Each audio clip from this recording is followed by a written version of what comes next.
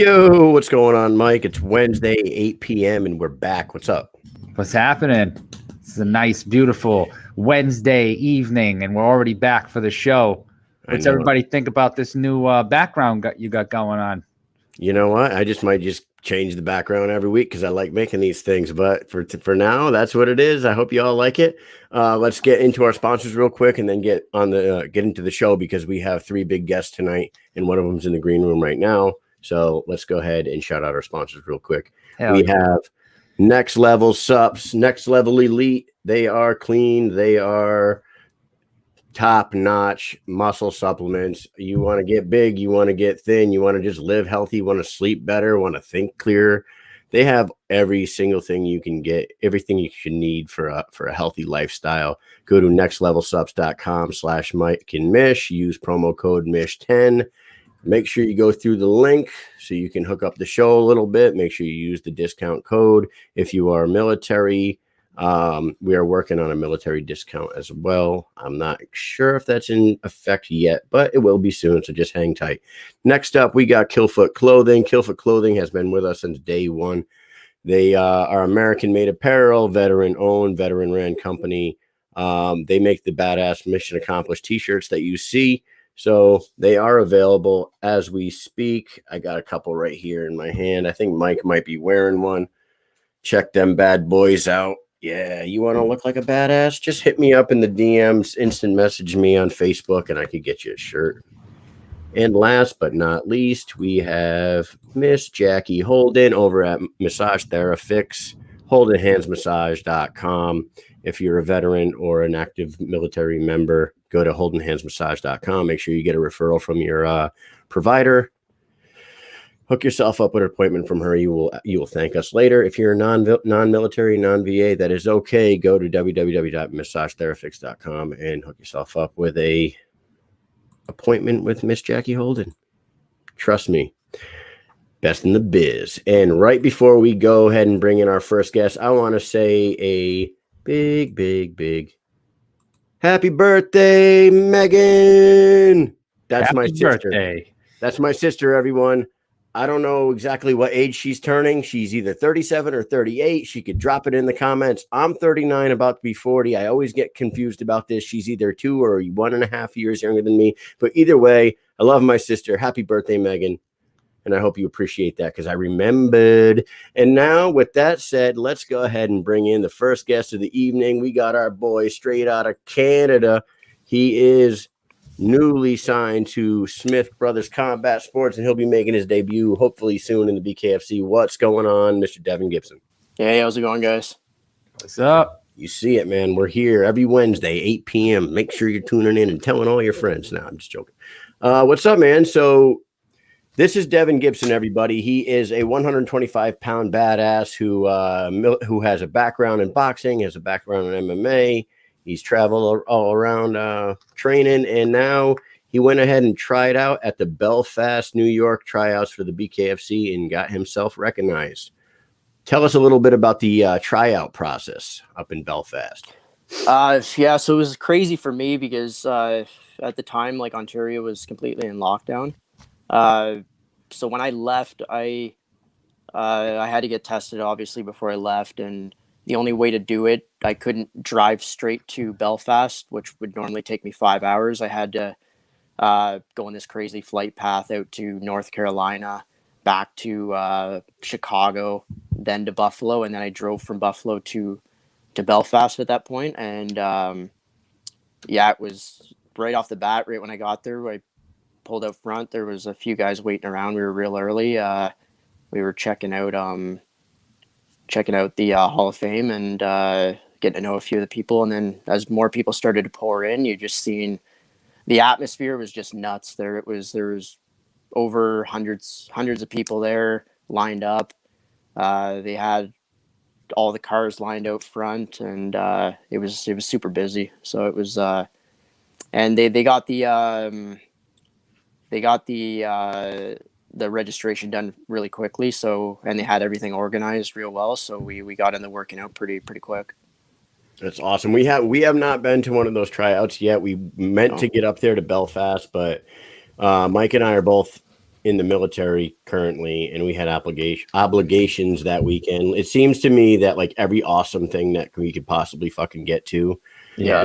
involving the combat sports that we're involved with, it seems like their schedule and our drill schedule is just lined right up on the same course, and it fucking gets us every month, man. I'm telling you, we try to work around it as much as possible. Yeah, it's that's what I heard. Especially going out there, they said it was a lot different than the other tryouts. It was like the perfect one to go to. It was just there was so much.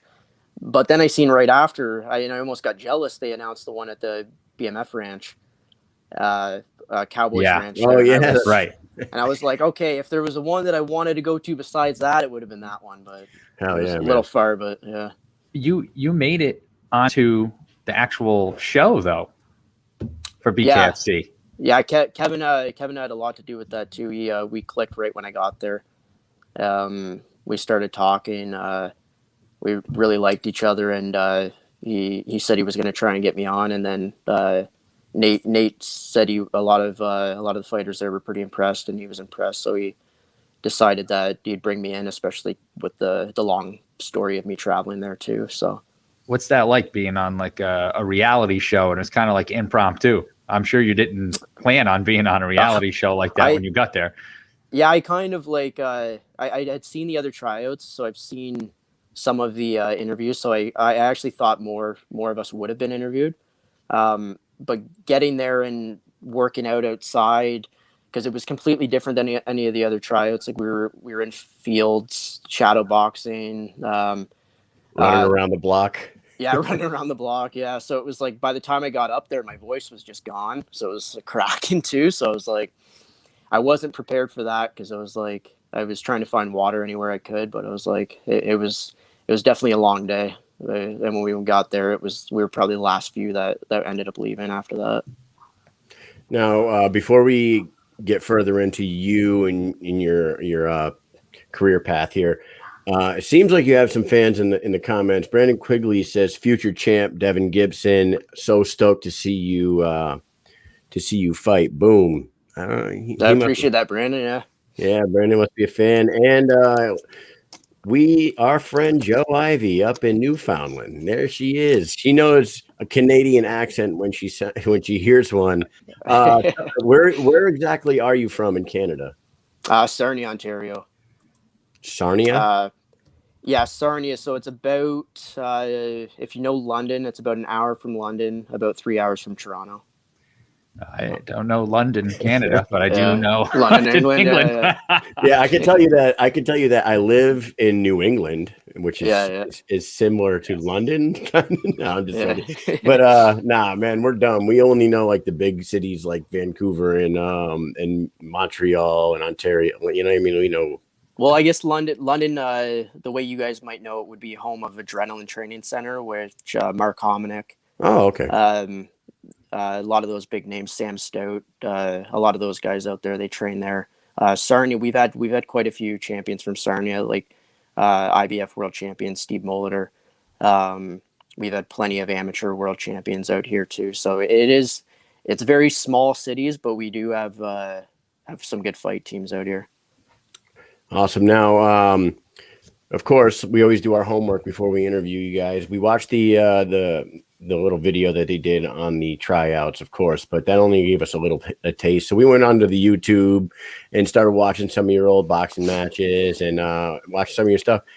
I see the Mike Tyson poster in the background behind you, and somebody in the comments said it's a badass poster you got there. Thanks, yeah. I see a lot of Mike Tyson style in your bobbing and weaving and slipping to the hook to the body up to the head type shit. Like, is that where you got a lot of your style from? Watching old Mike Tyson videos? Honestly, it's funny because like I do have the poster up there, and I kind of got a little crap from my buddies for it because when the Roy Jones versus Mike Tyson fight was leading up, I am the biggest Roy Jones Jr. fan ever. That's who I watched as a kid. YouTube. I was first time I ever walked in the gym. I was 11 years old, and it was I think either the same year or the year after he came out with Can't Be Touched. And we had that blasting in the gym every single day. So I'm a huge Roy fan, but I definitely appreciate Mike quite a bit. You know, Yeah. do you like rap music? I Are like you all like types all of music? music. Yeah, yeah. So the DJ K Slay put out this new video. It came out like a week ago on YouTube, and I think it's called like 110 MCs or something like that. It is a 48-minute long music video, one beat, 110 rappers all take turns rapping. Oh wow. About halfway through, I was surprised to see Roy Jones Jr. was in there, dude, That's and awesome. he finished his verse with "Y'all must have forgot." Did you guys see the new y'all must have forgot he came out with before the fight? No, I didn't see it. Before this recent fight? Yeah, yeah. For the I think it was upcoming to the first time they were supposed to fight. I think it got pushed back a couple months, if I Yeah, they remember were correctly. originally supposed to fight in Yeah. like November or something like that. It got moved or Yeah, whatever. I think it was right before that he would have came out with it. It was pretty good. Yeah, nothing Yeah. nothing beats the original, but yeah. I feel Well, like it's quoted a lot nowadays. Yeah. it is quoted a lot. You know why? It's because, like he said, Roy Jones Jr. is one of the greatest of all time. And I've said it many times. He's my favorite, but I'm not just saying that because you just said it, Devin. I've said it many times on this show. Roy Jones Jr. is my favorite boxer of all time. And I feel like the one loss that he had when he was on his incredible run, he was like 48-1 or whatever, that one DQ that he had. If he would have never left the weight class and started jumping around weight classes, that guy would have went like 90-1. He was so good. He was untouchable. That second weight cut he had right after he won the heavyweight title, that was kind of the downfall. But that DQ, that was nice because he ended up knocking out Montel, like obviously a couple fights later with one punch, and dropped him. Yeah, he got it back. After with got it back bad. Yeah. Now you fight at 125 pounds, Devin? Yes, 125. And a lot of my older fights that you guys would have watched would have been. I was 123 when I was fighting ringside, but a lot of my bigger accomplishments would have been at 114, 115. 114. Do you do any kickboxing, or was it mainly boxing? I've trained it because I fought a couple MMA fights. So I dove into a little bit of jiu-jitsu, a little bit of kickboxing at that time, but it's always just been my hands. Like I basically boxed every time that I was in an MMA fight. I did wrestling. Like I had a little bit of like wrestling defense, but it was just, it just wasn't my thing. I didn't like being on the ground at all. I didn't know how to throw a proper kick. So I was literally just asking because we have a buddy that fights at 118 pounds in Muay Thai, and he cannot ever find he's like world-class Muay Thai, and he's been searching for an opponent for like 2 years, and like he's had a dozen backouts and cancellations and everything. And I'm like, oh, Devin Gibson could fight at 118 pounds. Never mind. Yeah. Forget that. Yeah, world class. I did go down to Thailand a few years ago, and it was just one, like, I know they have a lot of bars where the tourists can fight each other just for fun. But we were looking in on trying to get me a fight, like while we were down there in the first few days. But the gyms we went to, I had asked, I was like, hey, looking just to kind of get on one of these shows that you guys have. And they're like, okay, yeah, we can get you in for sure. We've got this Mexican guy you can fight. And I'm like, okay. I'm like, you got any information about him? What's his record? What's this? And they're like, oh, don't worry about it. And I'm like, okay. I'm like, well, I'll make you a deal. I'm like, we do an American style boxing. You don't have to tell me anything. We do Muay Thai. Then I want to know. And they wouldn't tell me. And they wouldn't do American style boxing. So we just scratched that, but it was a fun trip anyways. Yeah. It's I've had a few buddies say they got into, down to Thailand and they did fight. And basically it was like they were getting set up to the point where they'd get in and the guy was 3-4 weight classes above him. You know, in Thailand, though, like you never know what you're going to get in Thailand. We've talked to a few guys that are involved in fight circus over there. You know what I mean? Like Thailand is known for some wild shit. And if you don't know what fight circus is, just look that up and you'll just be blown away by the craziness of it. So I asked you about the 125. BKFC doesn't have a 125 division for men right now, correct? Yeah, I don't know if like I They're looking on opening it. That's basically what I was told. Yeah. So my question to you would be, would you fight up at 135? Would you take a fight right now, or are you going to wait for them to build a 125 division? Do you guys have a plan? You and Kevin, you and the BKFC? Yeah, it's like as far as me, I'm not sure exactly like what I can say, like what Kevin's doing right now, but they basically told me that they're looking to open 125 and they're looking for me to fight at 125. Okay. And they think that they have something in the near future, but they just got to get it in stone right now. Well, I think the BKFC, as we all know, is very secretive. So you're going to find out. You're not going to know a lot of things for a long time. Yeah. You might not even know who the person you're fighting is till like 3 days before you fight. It might be like a Thailand situation. Yeah. But of course, like too, if they do decide to go another way with the division and things change, like I had already told Kevin that I'd fight up at 35 until they establish something.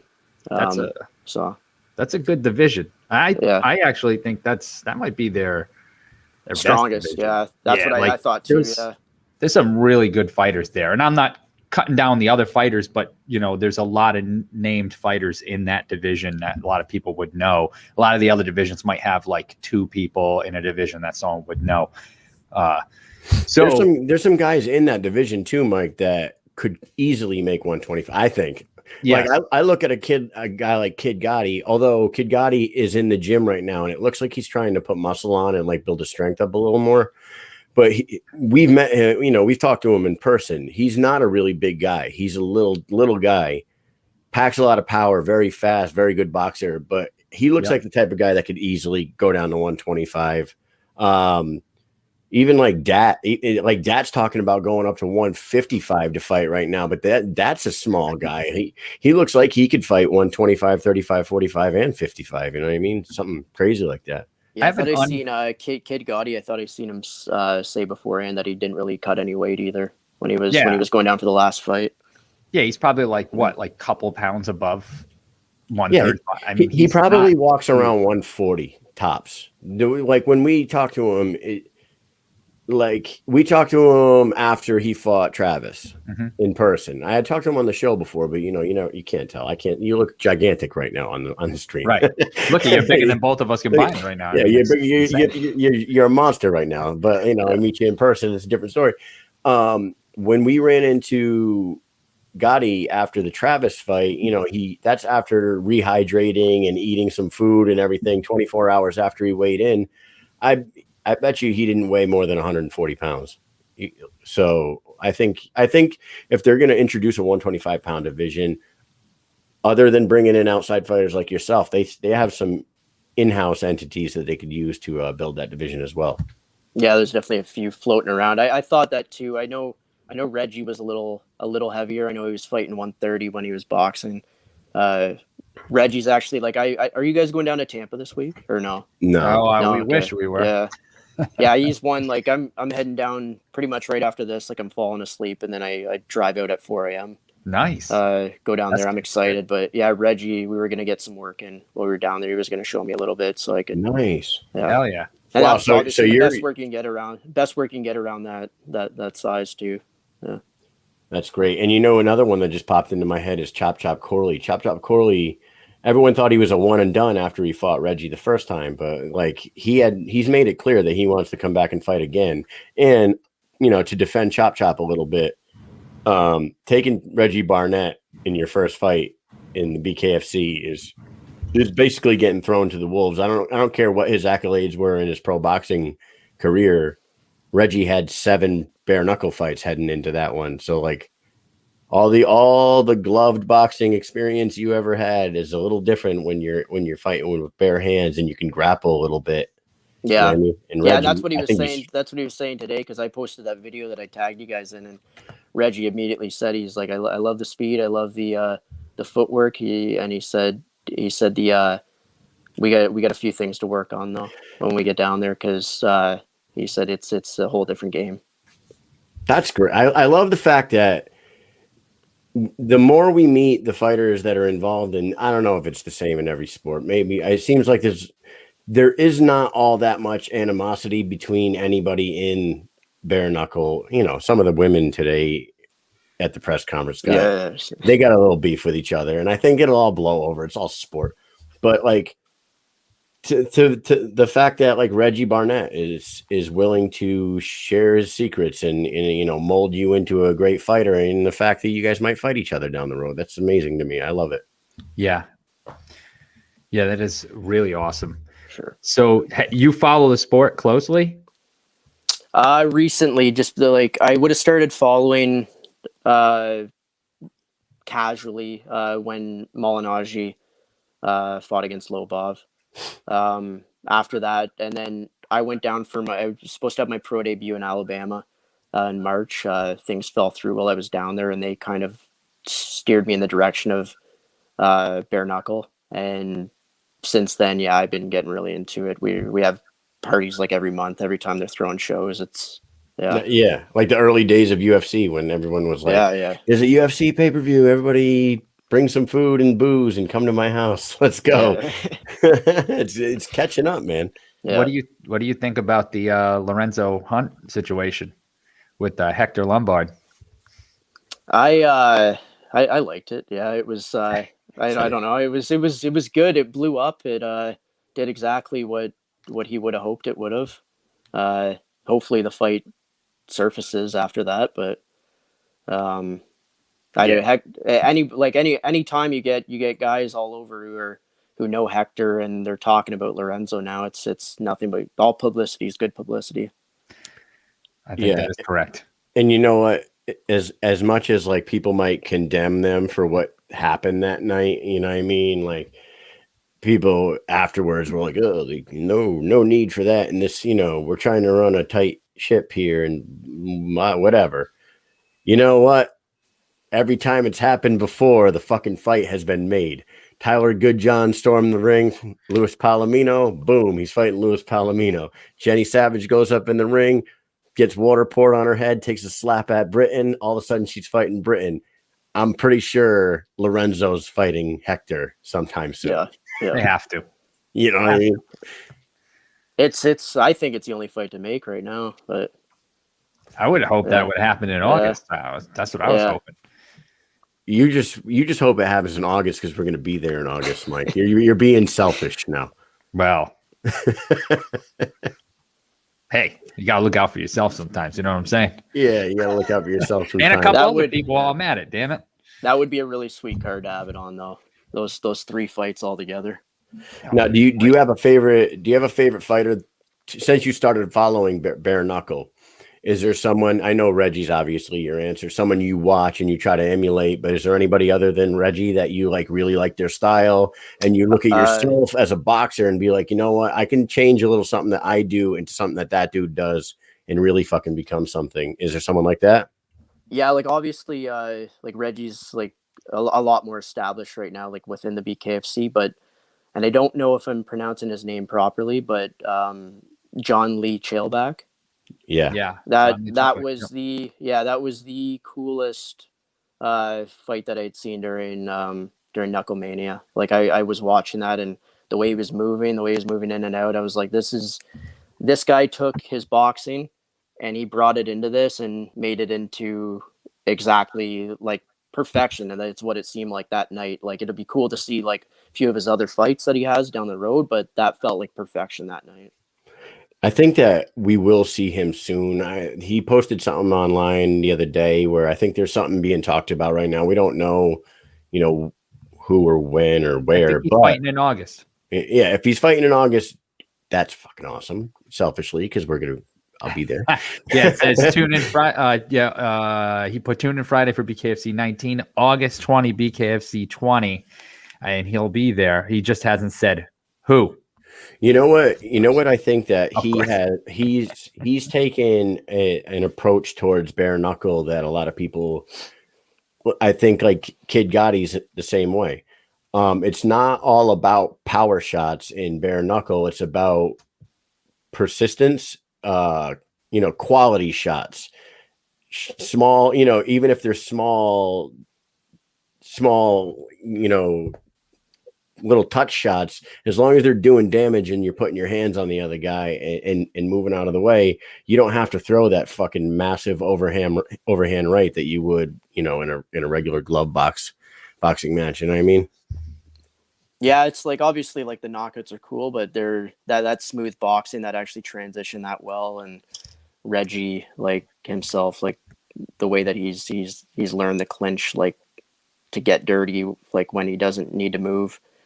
It all comes together like that, and it looks great. Like the knockouts are awesome too. But do you have any kind of you said you did some jiu-jitsu, and I know you did a little training at Team Alpha Male, correct? You went out there. Was that for like a camp, or was that for a training camp or something like that? yeah, so I was only down there for about a week and a half, but it was at the end of one of my camps, and it was a little bit of a bummer because Ontario had the commission, like right now, like Kevin's trying to get me to talk to them or try to build up something here in Ontario so we can eventually bring bare knuckle here too. But Ontario is just so tough with everything that at that time I was training for an amateur fight in MMA in my hometown in Sarnia. So I went down to Team Alpha Male for the week and a half in the last month, and right probably 2 weeks before Ontario said amateur MMA is prohibited basically, and we haven't gotten it back since. So damn, man. Yeah. So you never even got to use anything you picked up while you were down there. No, it was, and honestly, it was like the best that I've like. They train harder than any team that I've ever trained with. Like we were there 3 times a day. The atmosphere was just electric. Like you'd have guys like Uriah Faber coming in and doing team cheers, like building up everybody, and you'd have some of the top UFC fighters working with some of the newer guys in the gym. It was one of the greatest places that I've ever trained. And what time frame was this? Was Paige Van Zant an no, Alpha Male member at that time? I think it was right after. I think she had just kind of transitioned over to Arizona at that time. If it was Arizona, I can't remember. I thought she went north. I thought she went north to Oregon. To Oregon, yeah. Oh, Oregon, yeah. With Chael. She was up there with Chael, and old Chael. It's where she felt the love of her life. She saw them ears as soon as she walked in, and just. I thought she met him at Alpha Male, and they both moved. No, I don't fucking know, Mike. Anyways, I'm making that shit up. I don't know. They had it was the exact time that Cody was training for TJ, but I think the fight got delayed because he had his back injuries that he was going down and getting that stem cell treatment for. So it would have been. So you weren't around to take any cheap shots during training? Yeah, no cheap shots. Yeah. From Dillashaw. Dillashaw. Yeah, we've heard those stories. Yeah. I heard that while I was down there too, but it wasn't good. Yeah. I can tell you, man. You hear like, you hear about the great gyms throughout the country that you want to get some time in with, and Team Alpha Male is always one.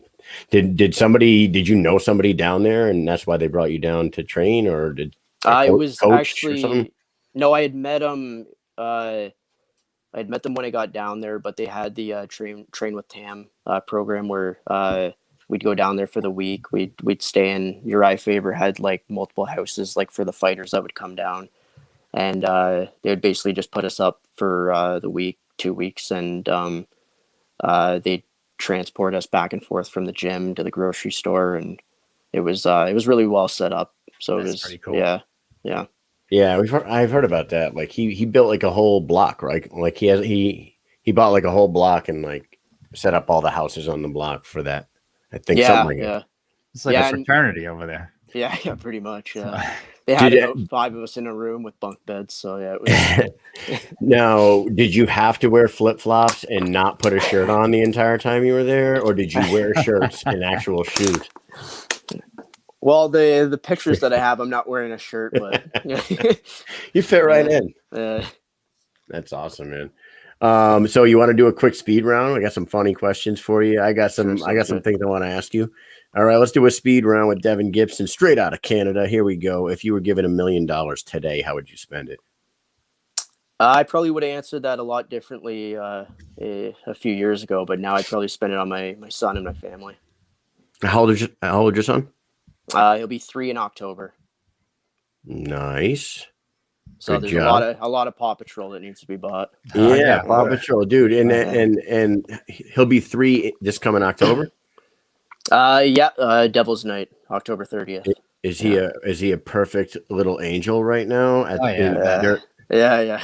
Because when I had my first son, everyone said terrible twos. It's just some dumb thing that people say because it sounds good, but the terrible 3s are the absolute truth.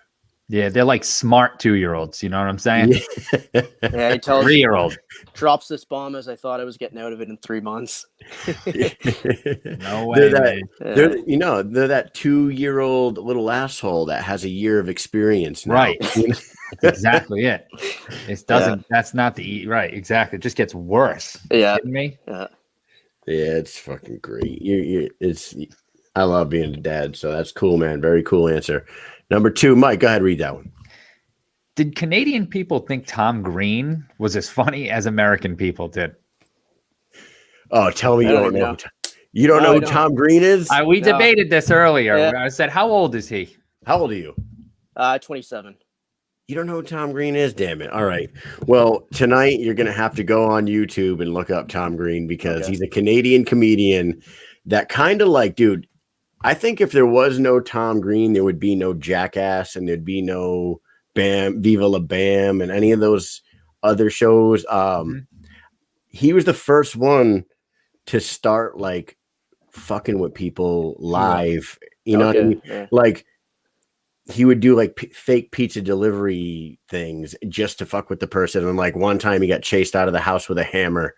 You know what I mean? Like it was like, but he was super funny about it. But now when you go back and watch it, he's kind of a goof. Like really stupid. Yeah. Yeah. But it was hilarious when I was in high school. You guys brought up Jackass. I know like Steve-O's been kind of making a comeback with the Nelk boys that are always down there. And he's got his podcast and stuff. Yeah. Jackass 4 is coming out soon. Yeah. Forever. It's called Forever. Forever. Yeah. We were talking about this at work the other day, and since I guess Bam Margera hasn't been allowed back to Jackass because of all the issues that he's had, I don't know if you follow that or anything, but he's not on it. So they have this guy called Poopies, and he has a YouTube channel. Have you seen this? And they did a Jump the Shark.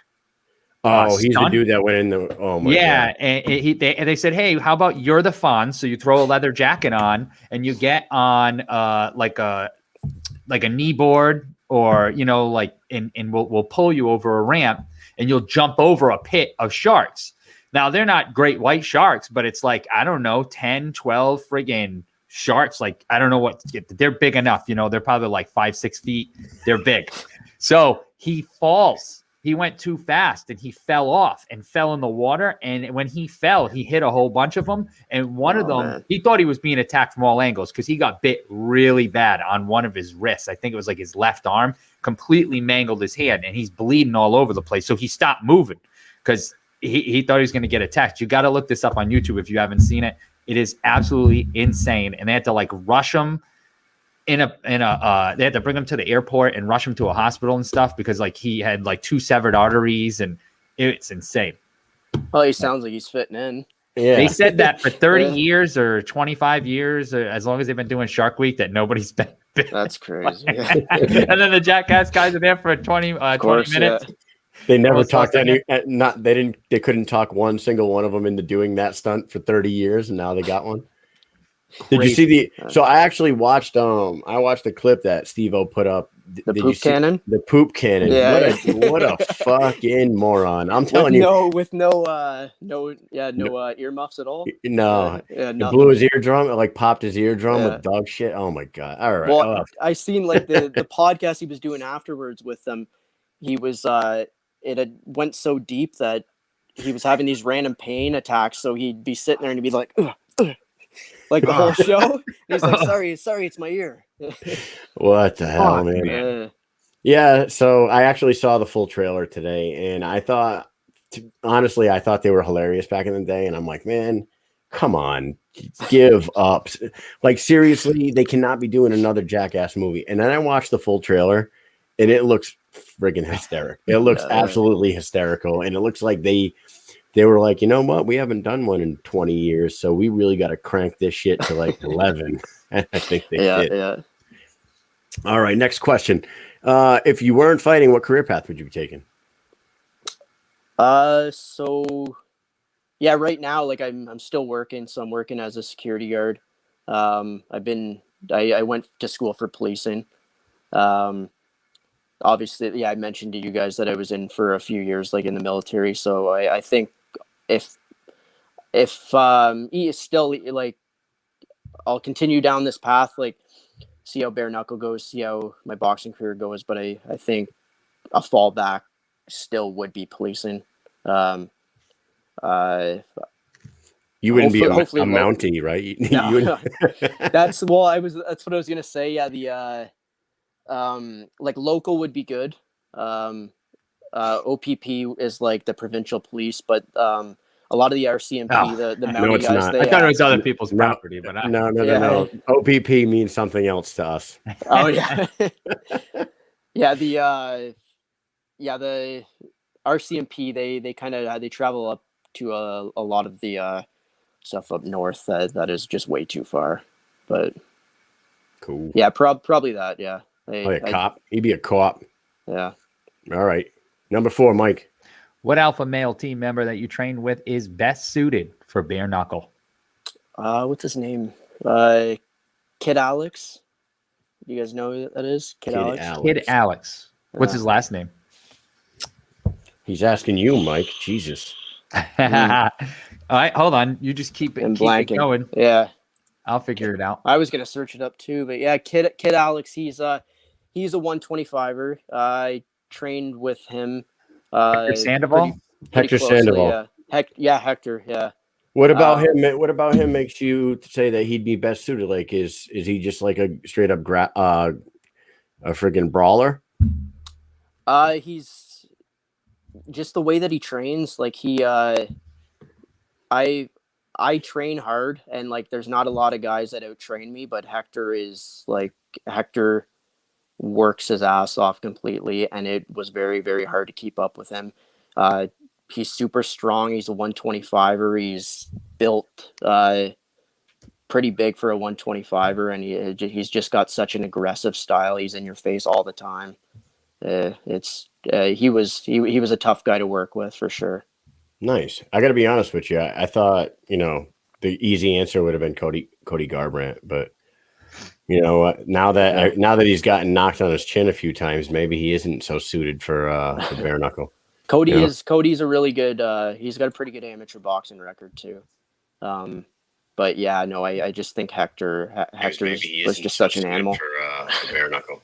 What is that? Cody's a really good. That was me. That's my bad. Turn that down, Mike. Jesus, idiot. All right, last one. Hey, what do you see yourself 5 years from now? 27-year-old Devin Gibson. Where are you at 32? 32. I plan on I'll still be living in Sarnia. I'll have a house.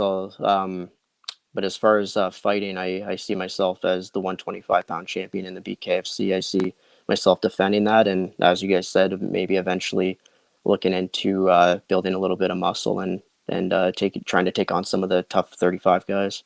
There you go. And replacing a poster of Mike Tyson on the wall with you with belt draped around your neck. You know what I'm saying? Yeah, for sure. Yeah, man. Anything you want to shout out? Anybody you want to thank for getting you where you to where you're at right now? Any sponsors you want to shout out? Go ahead and shout them out. Sure. And I'll throw your social medias at the bottom again. Everybody, go ahead and follow Devin Gibson down there. Go ahead. You got the floor, sir. Cool. Thanks. So I've got I'm working right now. My coach with Tim Tanner. We've been at Ironwork Fitness. Ironwork Fitness. They've been incredible to us during the lockdown. Making sure we were able to get through multiple camps, training for Belfast, training for My attempted professional debut in March. They've been great to us. Blue Water Boxing Club, another place that I train.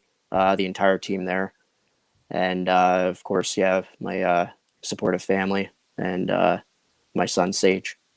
So Awesome. Oh yeah.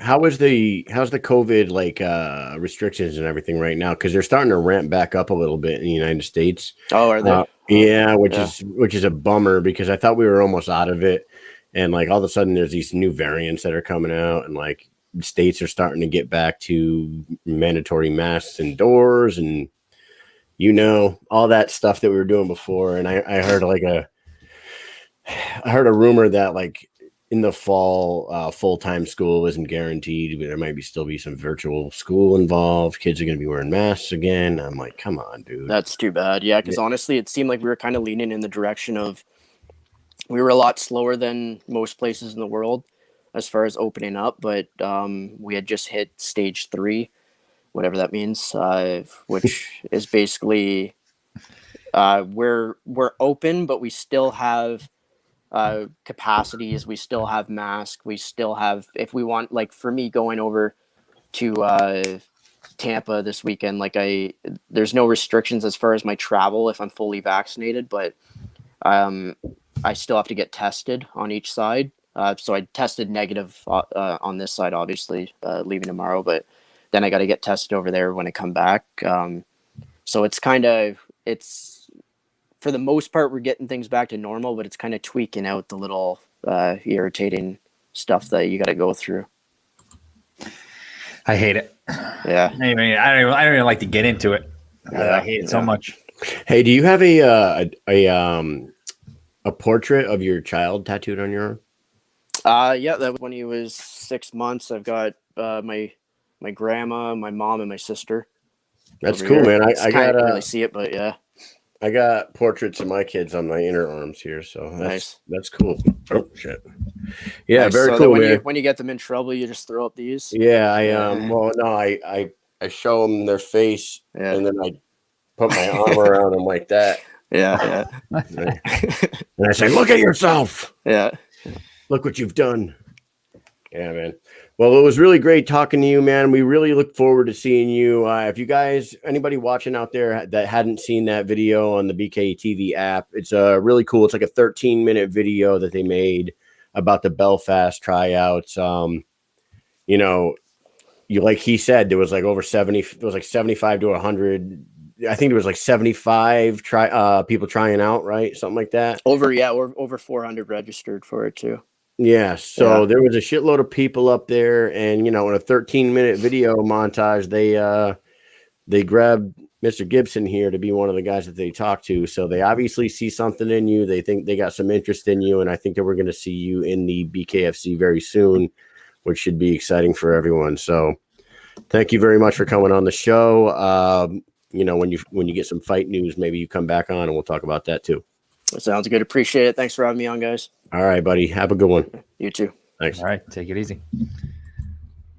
Hello, Michael. Hey. Hello. Sorry, my Wi-Fi went out earlier.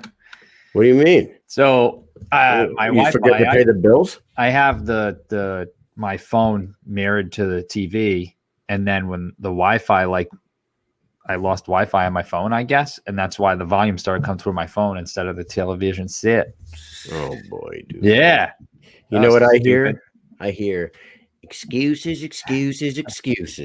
What the hell's going on here? I don't even understand this. Yeah, I don't know. You know what? I sent the invites out to Cassie Robb and Evil Hero. Evil Hero is not scheduled to be on for another half or 20 minutes anyway. So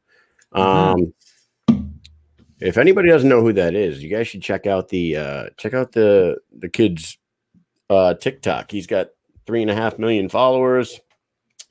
Puts out a lot of funny shit. I don't really know how you even get into that business and make a living off of it. I think he started it in YouTube. He started in YouTube.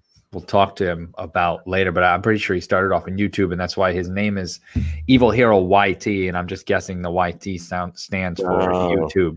You're smarter that's than where me, where he started, and he's just way more popular on On TikTok. Anyway, and yeah, he's 3.3 million followers. I mean, so for anybody who was doubting the viewership, I mean, there's nothing proven yet with numbers wise. I don't, obviously, but I mean, he's shared some bare knuckle stuff, and I'm going to tell you that some of it's got 7.3 million views on a video about the ring card girl on a ring. And there's another one that has, 1 million plus views about the blood on the ring. Like so, hey, look, that's a 8+ million people that saw a video about bare knuckle that probably wouldn't have before. So that's Right. just with him. Yeah, we got a couple fighters in the old chat room right now. We got our boy, the animal, Travis Thompson's in there. When do you want the animal? When do you want the take animal? the animal whenever. We'll take him whenever. Come on. You know what, Travis? Can you cut down to 125? I need you to fight that kid that we were just talking to. Andrew Toppin's in there. I haven't really looked. We got a bunch of people in there talking. Thank you guys all for tuning in. Dick Dickelheimer says that 110 rappers for an hour sounds like hell. Not to a person that likes rap music. And honestly, it's like old school, like 90s style Wu-Tang era type rap. So it's not the new, puff shit that you hear on the radio. You know what I'm saying there, Mike? That puff shit. Yeah, that puff piece shit. You know what I'm saying? You know why? Yeah, that P. Diddy shit. All right. Hey, I'm gonna send Evil a message to see if he wants to come on now while we wait on Cassie. So if you want to bring up something, you want to talk about something real quick, let's talk about. I'm really not good at focusing on two. Yeah. So what we have this week, ladies and gentlemen, if whoever doesn't know this already, and they should, because we talk about it nonstop, because we're a couple of freakazoids. BKFC 19 fight week, and you got the sketch here, July 21st. Today, they actually went live around 3 p.m., I think. So you can catch that right now on YouTube and on the BKTV app. And, there's a couple of good things that happened today. Britton Hart let loose a little bit. Jenny Savage, they had a little thing going back and forth. Their face-off was a little bit entertaining.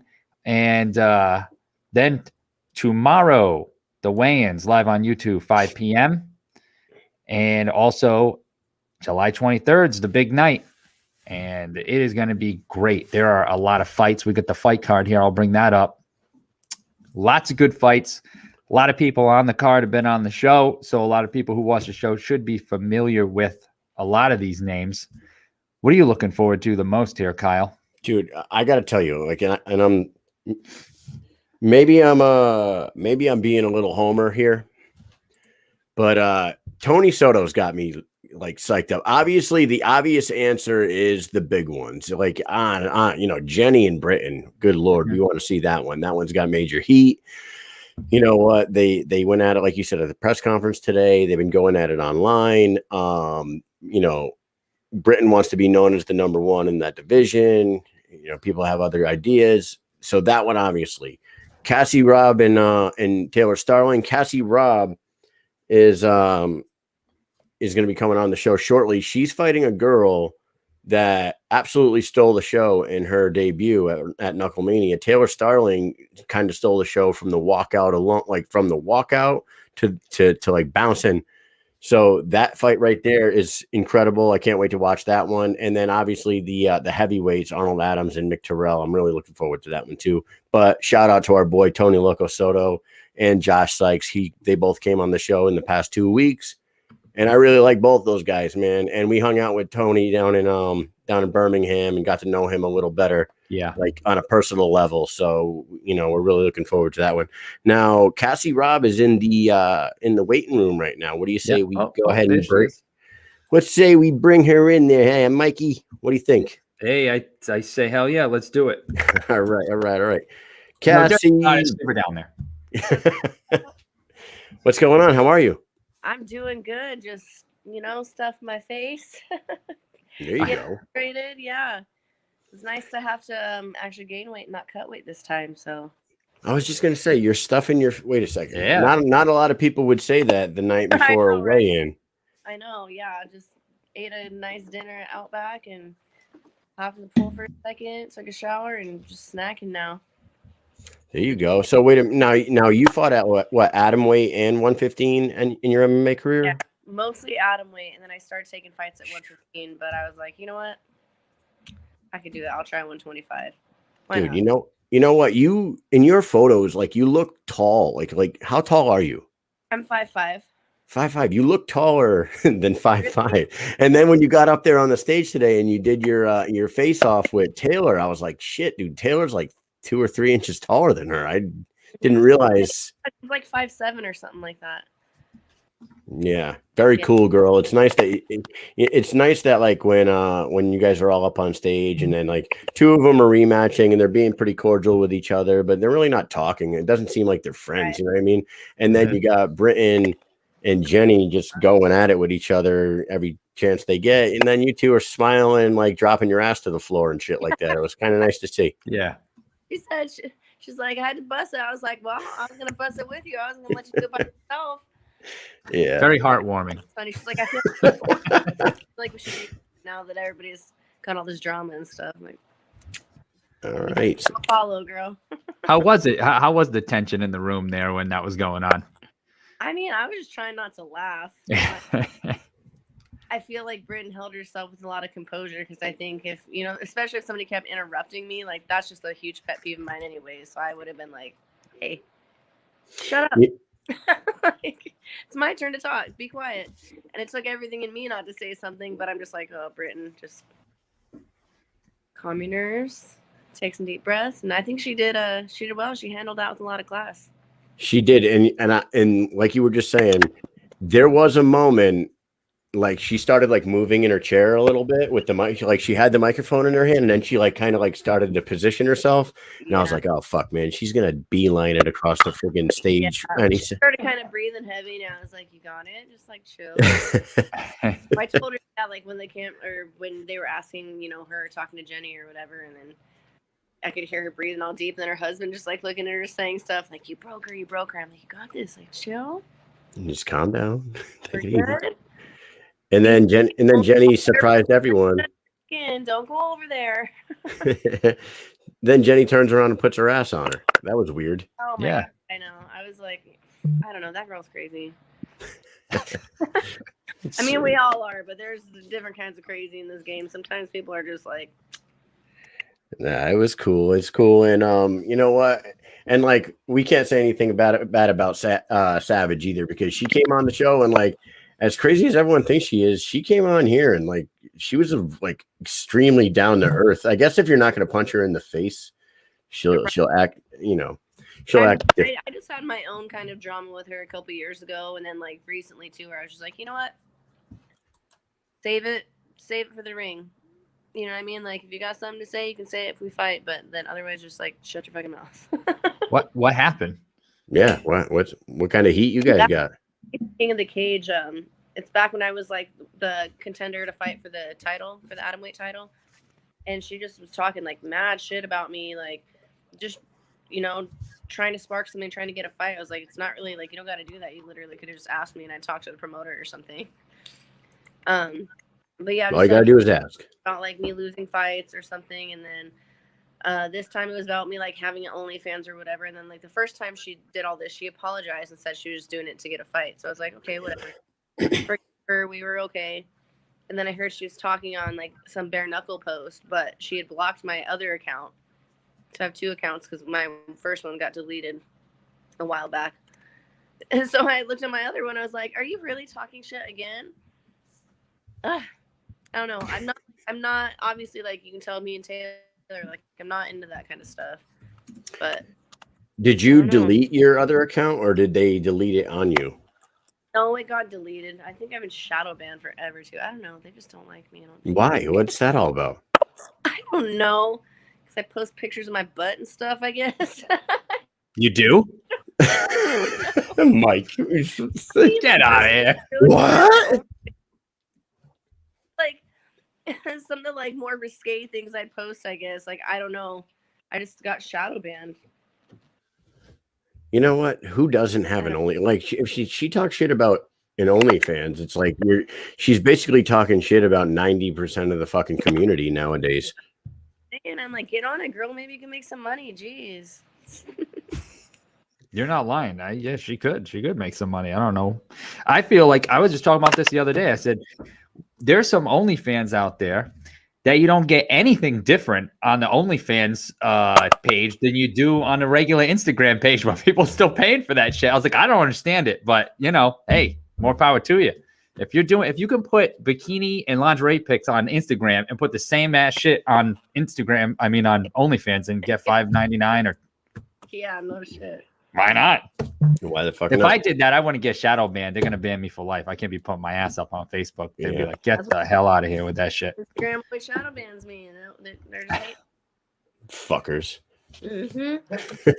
Haters gonna hate. Yeah. I said, So you are fighting Taylor Starling this Friday night. Now, Taylor really stole the show at Knucklemania. Now, I say she stole the show. She really, obviously, there was a lot of buzz about Paige Van Zandt and Britain afterwards. There was still a buzz about Chris Lieben's retirement fight and all that, and the Dat versus Johnny Bedford fight. But the one that blew everybody's minds that night was your opponent for Friday night, Taylor Starling. Did you watch that fight? Have you watched it over and over again to get an idea what you're in for on Friday? And how have you been preparing for a throwdown, Miss Starling? I have watched it, but I honestly didn't really watch. Like, I'd seen like highlights of it, but I hadn't really actually watched it until like a couple weeks ago. Because I just don't like to get too like obsessed with my opponent. You know what I mean? Like, I don't really have to watch it too many times to figure out what I need to do. And then I think that everybody fights different from their last fight. Unless you're stagnant, hopefully you're not, but I think that there's always going to be improvement with it too. So I kind of take it as like, all right, this is what she did last time, but maybe she's worked on that. So yeah, I don't know. I see. Had you known Taylor from the past, or is she new to you? Not like, I don't think I had ever met her, but we were just pretty much like social media friends. I think back since like my Invicta days too. So it's been a while. So yeah, I love that girl. She's super respectful. She's actually pretty much the one who got me the fight. She just kind of was talking about wanting to fight again soon. I was like, I fight you if you want. You know what's funny about your guys' fight? Now, BKFC is like, we say, I feel like a broken record when I say that. They keep everything super quiet, and they keep secrets like till a couple weeks out from their event. They never will announce a fight or an opponent. They'll be like, this person's fighting soon. Who will it be against? So they pulled that shit with Taylor Starling, right?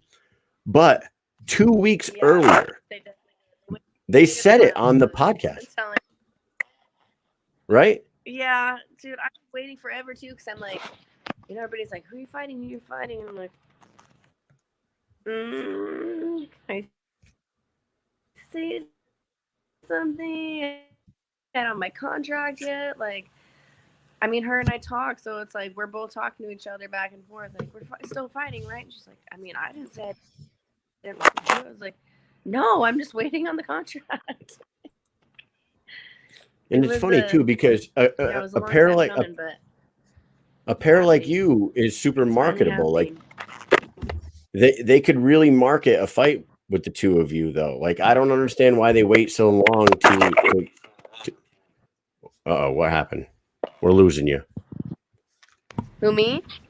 Yeah, you're cutting out a little bit. I think, I need to move back where I was. Signal in here is kind of crappy. Yeah, you were good. You were good there for sure. I'm gonna stay right here. Yeah, it's funny. You're like you're perfect right there, and then everywhere else you're choppy. No, what I was saying was, you get two females like yourself. As fucked up as it sounds, you get two pretty girls that are tattooed up and like have a lot of similarities to each other. Wouldn't you want to promote that fight as far out as you possibly fucking can and try to get as many people to tune their eyeballs in on that as you can? They wait. I don't know. They just wait and wait and wait. It's fucking crazy. That's how I felt, honestly. But, maybe once we have another fight tonight, then they'll figure that out and hype us up more next time.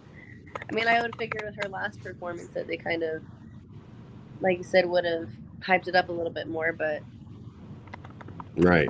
I And don't know. like Susan Walker says in the comments there, Susan Walker says it's hard to market a fight if they don't tell us to the last minute. You know what I mean? Exactly. Everybody's on the same page with that one, Well, not everybody. except for the people that need to be on the same page. Right. For real. We love the promotion, but I swear, like Kyle said, it sounds like we're a broken record. If you were to listen to us every week, I feel like at some point in time we bring this up. It happens every single week for months. Yeah. Right.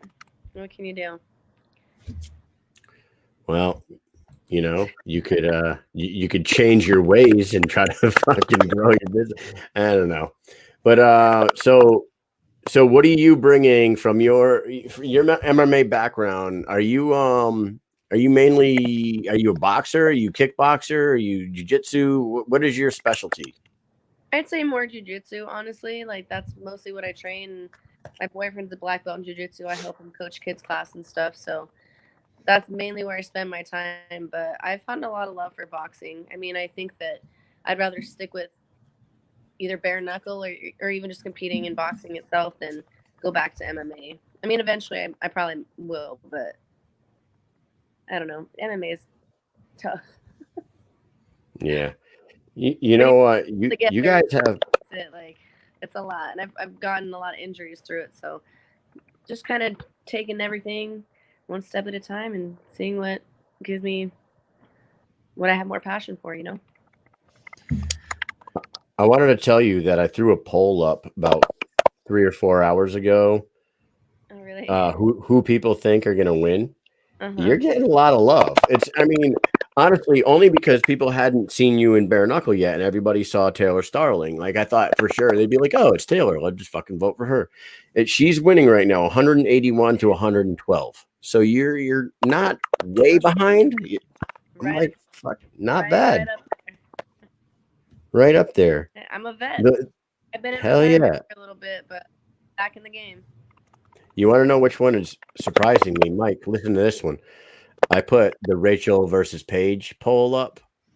309 votes for Rachel, 212 for Paige. Really? Yeah, like 100 people more have voted for Rachel Ostovich than Paige Van Zandt. It fucking blows my mind. I love her. I love her. Who, Rachel? Yeah, I don't have a problem with Paige. I really like Rachel. I know her a little bit better. Yeah. Now, me and Mike, we were. You said something about getting kicked off of Instagram earlier for posting ass pics. Somebody posted one where you versus Taylor's butt tats were like, who's got the better butt tat? What do you think? You got her beat in that one? Oh my god! I don't even know what she has tattooed on her butt. Probably like something. I think. I don't know. I mean. I'm just fucking with you. You know what I'm saying? My leg and my butt, or what? Like that whole thing is like my favorite piece. So I don't know. It might be a close tie for first. She's got some nice tattoos though. She does. She added that beehive to her arm like a few months back. That was pretty cool. A cool touch to the killer bee. That was cool. I got the blackout though. I got the black hammer over here. I was going to ask you about that. What is that? What's that? What was the thought behind that? How long ago did you get that? Because some pictures not too long ago, I didn't see that when I was kind of doing research. I think I started back in like 2017, something like that. But I've had like 6 sessions done on it. I still probably have like 2 more just to like resaturate the bottom half of it. But yeah, I don't know. I had a matching tattoo. I let a friend cover it up, and he did a shitty job. So I blacked out half of it. And liking the blackout, and I was like, do my whole arm so it all like goes together. And then I was gonna do like a sacred geometry kind of over it. Like in white over it.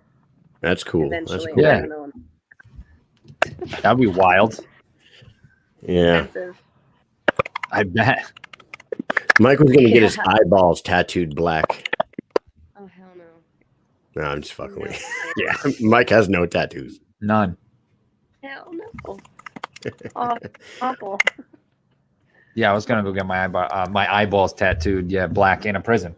By the way, that's the best place to get them. Great idea. You ever see that shit? Where they fucking put the blue and red dye in their eyes in prison and shit. It's so crazy. No. That's my blackout tattoo. She has blue on like the whites of her eyes. Oh my god, that's terrifying. Do her tongue blue too. Is it split? It's scary, man. It's Yeah, she has a split. Like the fork tongue? Different sides at like different times. I'm like, oh. Wow, that's so crazy.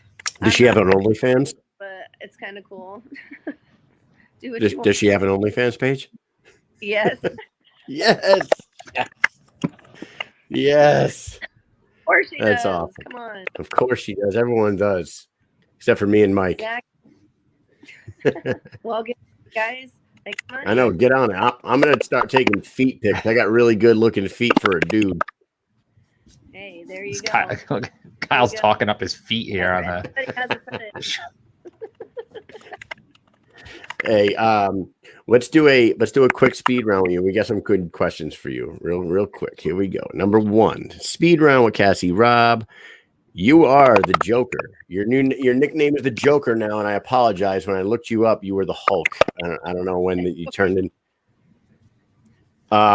Name me your top 3 Jokers and tell us why. Heath Ledger. Where's the picture? He's definitely my, because he, like, I don't know, man. He just played that role better than anybody else. I did like the new one with Joaquin Phoenix because I think it shed a lot of light on like mental illness and stuff, and it reminded me a lot of like one of the comics I read, kind of how the storyline played out. But and then I like the Jack Nicholson one. There you because, go. My dad always says this line from it, and I didn't know till I was older it was a Joker line. But he says, "Have you ever danced with the devil in the pale moonlight?" Yeah. Yeah, I That's don't know. definitely Jack Nicholson. Yeah, so those 3 for sure. All right. Second question, Mike. Go ahead, ask this question. Would you place a bet with Taylor? And the bet would be she wins, you get a Killer Bee tattoo, or you win and she gets a tattoo with a Joker. Would you do it? Yeah. Yeah. Well, we're gonna. Hey, 50% is done. We just need the other 50%. Yep. Yeah. I'm getting on the phone with Taylor tonight, and I'm asking her. I already wanted to do like, so on my leg I have like sacred geometry, so I wanted to do kind of like the beehive geometry and put a bee in there somewhere. So I'm like, hey, there you go. Maybe leave a little spot for that. Put it right on my knee, the bee's knees. we're hitting up Starling right after. Yeah, there you go. Rim shot. What's something that you believe in that most people don't, Cassie? Oh yeah. Oh. You got a bunch of sacred geometry on your leg. You got to believe in something that we don't believe in. I don't know, maybe like witchcraft, I guess. Because I think you believe in witchcraft. They just think it's like all spells and like, but they're thinking it's like voodoo and weird shit. You know what I mean? Which sometimes it is, but like I believe in like white magic, and, like manifestation, and like spirituality. You know what I mean? Okay. Well, Mike, she didn't let us down. Do you do that? Do you do card reading? Do you do all that stuff? I do tarot readings. I do spells, I guess you'd say. That's what I call them. But again, it's just like kind of like journaling or like manifestation and stuff. You kind of say something, you put the energy out, and then you hope that the energy comes back to you. Nice. You know, the current 105-pound Invicta world champion, Alicia Zapatilla, also does tarot card readings. She shocked us with that one. I didn't know she did that. I think she froze. She's frozen. Yeah. She's. I got to sit back a little more. I was leaning too far forward. All right. All right. Number 4. Would you rather lose your sense of smell or your sense of taste? Oh shit. Probably smell. I love food. Yeah. I have to agree with anything. And sometimes you smell something bad too, and you're just like, ugh. You might ruin a situation. It may ruin a whole freaking setup, you know? Exactly. Now, this question is the last one we got for you. And do you have anything special planned for your work walkout on Friday night? And the reason why we're asking you that is because Taylor's walkout was pretty fantastic on the last show, and I'm sure she's got something planned for this Friday. So what do you got planned? I mean, nothing really. I'm walking out to one of my favorite songs, so I'm just gonna sing along with it and just feel the vibe and hopefully You got a song picked out? Because I got really excited when I was in Japan. I was like all dancing. I was kind of doing the same stuff she was, and I like tripped over my foot, and I was like, oh, you know what? Never mind. Just like shadow box and get down to the ring. Don't fall off. There you go. Like, because it would, of all people, it happened to me for sure. You trip and fall off of the catwalk. Yeah, and they got the raised up ramp. They got the raised up platform. You know, like a pride event. Exactly. It would be me, absolutely, but that would happen too. Well, you know, we're super excited to see you fight against Taylor on Friday night. Do you have any predictions for the fight? Something we should look for? I mean, just look for it to be high paced and don't blink. You know, I as much as I hope it would end in the first couple rounds, I feel like we're both very tenacious and resilient. We're probably just gonna take it the distance, but it's gonna be very high volume the whole time, that's for sure, and probably very bloody. There you go. Everyone loves blood. Yeah. Oh, I pour like a boss. You hit me right square in the nose. I wear white shorts too, so it should be fun. Going for that Ric Flair look. Oh yeah. You walk out of there with pink shorts after you walk in with white. That's what I'm talking about. Exactly. Do you want to go ahead and shout out any sponsors? Shout out anything that you any social medias or anything you want us to add up here? I mean, or anything you want people to follow you on? I only had the Instagram, so. Yeah, I'm pretty boring. That's all I have. I used to have Facebook and Twitter and all that, which maybe eventually I'll make like a Twitter or something again. But right now it's just the Cassie Robb on Instagram. I like to thank my gym, the Compound, my boyfriend Robert Lamry. He just got his black belt this year, so along with him doing that, he's been helping me prepare a lot for this fight. So, DCO MMA, my chiropractor, Denver Chiropractic, Artichoker, KO Kimonos for giving me some gear before I came out here, and I think that's it. I don't know. Oh, Iron Jaw mouth guards, because they sent me a mouth guard like super last minute. So awesome. Well, good luck tomorrow at the weigh-ins. I know you're not cutting for it, so just enjoy yourself. Maybe you should walk around the weigh-ins tomorrow and just eat a sandwich in front of. Yeah, there you go. Mini Oreos. Just walk around popping mini Oreos at the weigh-in. Could really piss a lot of people off. It'd be awesome. You should walk around. Dude, and I'm just like, You should go live. I know. I wanted to really piss people off. Yeah. Did a friend of ours was making his rounds down there today. Did you happen to like run into a guy named Zach Kalmus at all today? I think I probably did. Big beard, crazy hair, curly hair. Like he's probably like the wildest guy in the room. I don't know if you got to meet. I was just wondering because I seen him posting pictures and videos with like everybody, but I didn't see one with you. I was wondering if you got to meet him. I was probably just hiding out. I always ended up being in like other people's like frames of the camera, so I'm just like, I'm always that awkward one in the background doing something stupid. So who knows? Maybe I'll be in the back of one of them, but I'm not for sure. I met a lot of people today. Nah. Well, you'll never forget him if you meet him. Yeah, he's a crazy dude. All right, Cassie. Well, thank you so much for coming on the show, giving us some time. I wasn't sure to ask you if you wanted to come on because it is fight week and tomorrow is the weigh-ins. And I even like all the way up until the interview, I was like, man, I wonder if she's not going to come on because of fucking weight cuts and shit. But there you are eating mini Oreos. Yeah, I know. I forget like the time difference and stuff here too, so I was kind of just like thinking Colorado time and stuff. I don't know. Time change. It's all good. Awesome. All right. Thanks for for coming on tonight. Mike, you got anything for her? No, I'm good. Thank you for coming on. Appreciate it.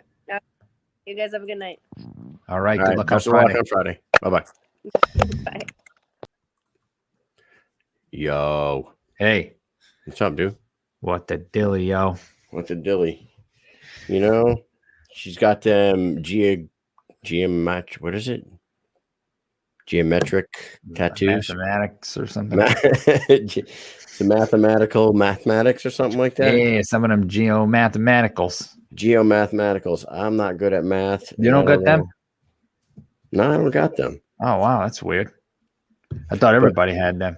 Nah. I got clown tattoos and she likes the Joker, so that's cool. So that fight, we were talking about which ones we're excited about. Now that we talked to her, and I feel like that's going to be a knockdown, drag out brawl between her and Taylor, even though they're smiley and friends with each other, they do both seem like Kevin Smith in the chat. What's up, guys? Yeah, what's going on, Kevin? We talked to your boy Devin a little earlier. Super awesome dude.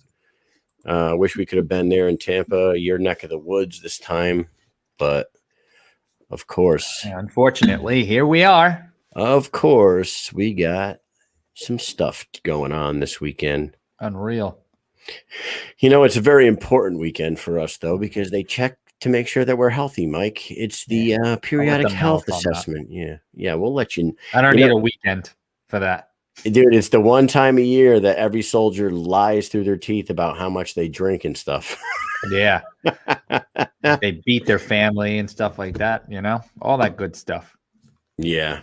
We do the pre-PHA survey, and it's like, do you drink 1 to 2 times a month, 1 to 2 times a week, 3 to 4 times a week, 5 to 6 times a week? Right. Everyone always picks 1 to 2, and then or never. Yeah, or never. And then it says, on the days that you do drink, do you have 1 to 2? Yeah. 3 to 4, 4 to 7, or 6 or more? Or 6 or more, right? Yeah, 6 or more, 1 to 2. And then it says, how many times a month do you drink 6 or more drinks in one session? And you pick never every single time. Never happened in my entire life, actually.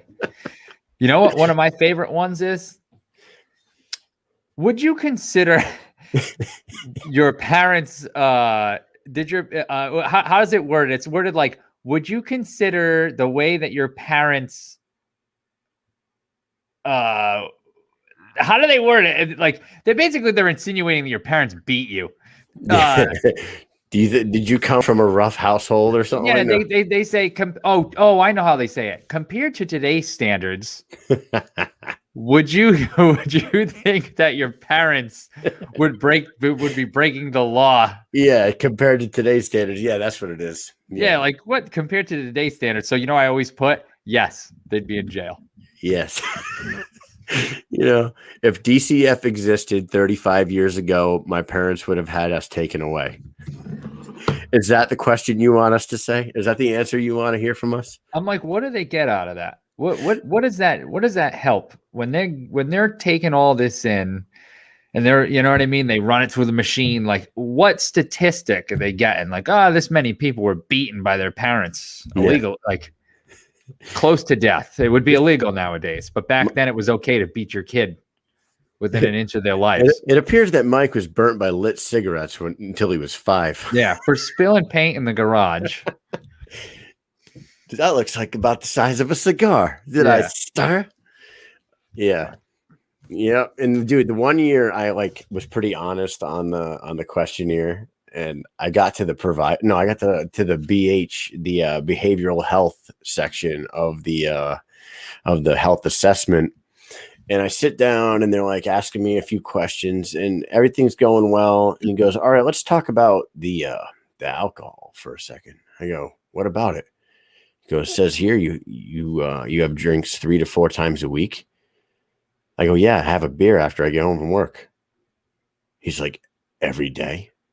I'm I like, said, no, 4 out of 7. I said, dude, I don't know. Does that sound like every day? You Yeah, I freaking said, bright motherfucker. I said, I don't know, maybe every day. Why? Is that a problem? He goes, oh, well, yeah, that's kind of a problem. Well, we Yeah, got to that really guy doesn't talk do about it. mathematics. I mean, how many do you have? I was like, I might have 2. 2 beers, 7 days He's a like, week. all right, so that's Fuck so it. that's He's like, wait a 8 second. beers. No, he's like, would you That's 4. like some information about some places you can go and talk to people about this? I go, no, I don't think it's a fucking problem. I was like, dude, if it's a problem, I'll tell you it's a problem. Kyle, usually an addict is the last one to know that they have a problem. Oh my God. You know what? I You know drink 32 beers on I'm a drinking- normal month. So if you have a wedding or something or a party, then you're drinking upwards of 40 something alcoholic beverages. Kyle? That's right. Better take your ass to AA. Better take Get your out ass of here. to AA. You know what, dude? Do you beat your kids like your parents used to beat you? Yeah. We used to have this guy in my unit that he used to drink a 30-pack a day. A 30-pack of Bush a day. Oh, Dude, he would get out of work. He would have like an hour and 20-minute drive home. He's sober now, by the way, ladies and gentlemen. Shout out to my boy. I'm not going to say his name, but he had the same routine every day. He would get out of work. He'd buy a 30-pack. He would drink about 12 of them on the hour and 20-minute drive home. And then when he got home, he would drink the rest of them. And then he would rinse and repeat and do the exact same thing every fucking day for years. You're over there with your Trulies. He's out there with his Bush, and now he lives in the fields of West Virginia. Shooting his guns off and shit. Mike, what were you drinking? Oh yeah, that's why I did that. Oh yeah. So I'm waiting to hear from Evil Hero. I haven't gotten an answer back from him yet. I'm a little disappointed. I'm a little disappointed. Big timing us. He's big timing us. Play a few of his videos. I don't know. You think he's big timing us? I don't think so, man. He's been pretty receptive to every single thing.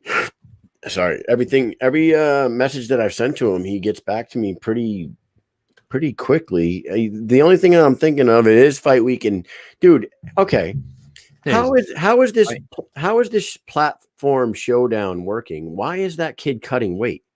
They're having weight class, like they should. Yeah, but I know that, but it's sanctioned. I don't think any of the rest of them are cutting weight. You see the other kids are like eating Subway sandwiches and fucking going to town today, and he's over there picking at a bowl of lettuce. Oh, maybe he just is healthy. Oh no, he said all these guys eating, and I'm dying because of this weight cut. Yeah. Oh, I don't know, man. Who the fuck knows? I want him to get on here and talk to us so I could say, dude, why the hell are you cutting weight? Is DJ Tony in the house. DJ Tony, can you do us a favor and go find Evil Hero? Jesus. Yeah, DJ Tony, my man Tony over there. Can you go get Evil Hero? Tell him to get on his phone and get on this interview, or give the socks back.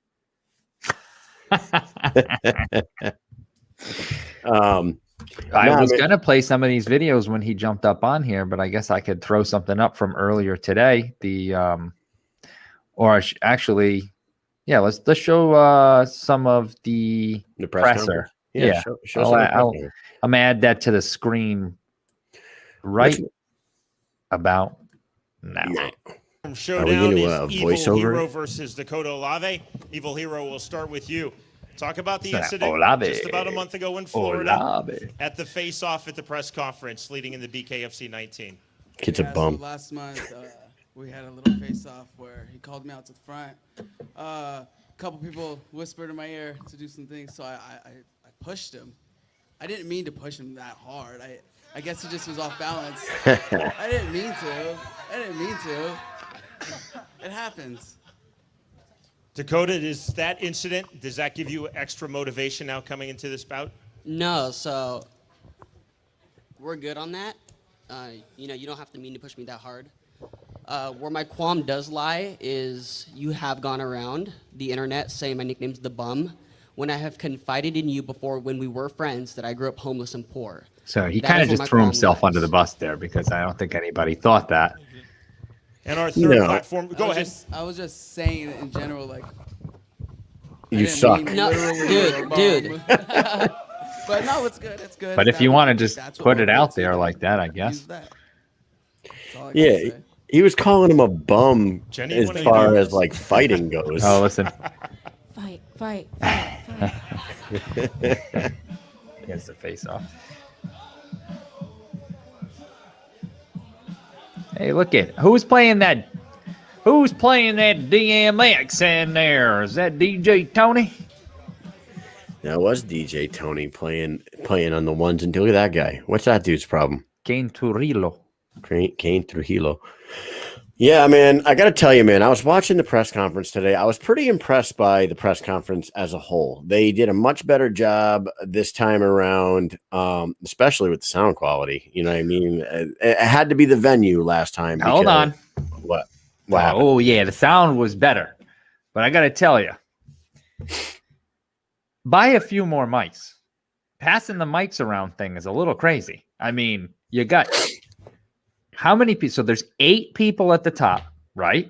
Yep. And there's 7 people at the bottom, and they had 4 mics or 5 mics altogether, and they had to keep passing, keep hitting the table and hitting this, and then when people were talking, you could hear them. And I'm going to tell you, I noticed that at the end, when they were going to face off, if you go and listen, you can hear an entire conversation between Taylor Starling and Jenny Savage that they might not have known anyone heard. But I did not the mic say on? anything, but the mic is on, sitting on the table right in front of them. You can hear everything they're saying. So I don't think they said anything bad, but I'm just saying that's the type of shit you get. No shit. I didn't hear that. I must have. I did. I was at work. And I was diligently doing my job while listening to the press conference at the same time. So I did not catch that. But, you know, like I was saying earlier, Paige and Rachel, they don't seem really like, you know what I mean? They're friendly with each other about this whole thing. And I think they're like, you know, cool about fighting each other again. But do you get the feeling that they're not really all that much friends? They don't seem like much friends. They're up there just being cordial. They're being professional about it. And that's about it. There's really not much going on there. Yeah. No. There's not. It's like, and I don't know if it's because like Rachel's just so like, she doesn't seem like she has and I'm not taking a shot at her. She's just like very, I don't want to say boring, but she's like very, you know, one speed. Whereas Paige gets to talking and she's got a lot of spunk, you know, I mean, she's got a lot of personality. She's bubbly. She will entertain questions asked and she will dive into those questions and answer them in length, where it feels like Rachel, they're just sitting there quiet, waiting for her to say something. And like, she's like struggling to get the answers out. You know what I mean? It doesn't seem like all the personalities there. She said that she was not motivated or she didn't have motivation. Tony. Yes, DJ like Tony. Yes. Right away. You know what I'm saying? Like as soon as she was asked, do you have motivation? She says, nah, like it's hard to get motivated or something. Like I was like, this is a bad way to start off. You know what I mean? Like it just wasn't a good, I don't know. Yeah. Susan Walker in the comments just said that they don't seem like they care or are excited for the fight. I get that. I mean, they are the main event on, you know, a showcase card that they're introducing a new platform showdown. Like they're trying to get into the Triller game and the celebrity boxing type thing. So they're introducing this on this big event. They got 3 amazing female fights and then one of the biggest heavyweight bare knuckle fights to ever get made against between Arnold Adams and Mick Terrell, BK's finest versus the first ever BKFC champion. They're going to throw down. That's going to be an amazing fight. You got a lot of big up and coming guys like Zion Tomlinson on here. Get a little excited about this card. Would you please, main eventers? You know what I mean? Main event people, you know, show a little, seem like you want to be there. You know who wants to be there? Britton and Jenny, Taylor and Cassie. Oh, Hell yeah, they want to be AJ and Mick, they all want to be there. You know what I mean? Like, but the ones that are sitting in the main event spot, and I'm not shitting on them right now, but they did get that. They got gifted that main event spot basically because of their names and their followings. When everybody who knows the sport and loves the people that are in the BKFC wanted to see Britain get that. They wanted to see AJ get that. They wanted to see, you know what I mean? And this is 100% not a shot at Britain Hart at all. If I was building this card, Britain and Jenny would be the co-main right behind AJ Adams and Mick Terrell. Yep. There's not a title in any one of these cards. So what you do is you take the biggest heavyweight out of the UK and put our American heavyweight in there with him, and they main event it in Tampa, Florida. And then you take, you know, the biggest name in the women's division right now over the last 6-8 months, Britain Hart, who just married the heavyweight champion today, by the way. Congratulations to Britain Hart and Joey Beltran for that. Hey, congratulations. You throw her in the co-main against Jenny Savage. There's real heat there. Then you put Paige and Rachel after them. But they were given this main event spot, and it doesn't seem like, other than doing the TV spots that they are made to do in the, you know, 14-minute long video that they put down the BKTV app, you know what? I don't see a lot. I don't see them doing a lot to help promote the fight at all. I don't know. Yeah. Do you? No, I don't. But, and I at the same time as you're talking, as Susan Walker said, why are they doing the platform ones? It's doing great with actual fighters. It is doing great as a new promotion. But, I mean, Britain Hart, let's say on TikTok, has 5,000, I think, something followers, which is pretty good, right? The guy that's supposed to be coming on, big time in us, Evil Hero, he has 3.3. He has 3.3 million followers on TikTok, right? And he has like, I think 50 something thousand followers on YouTube, and his videos get watched by 1.1 million people.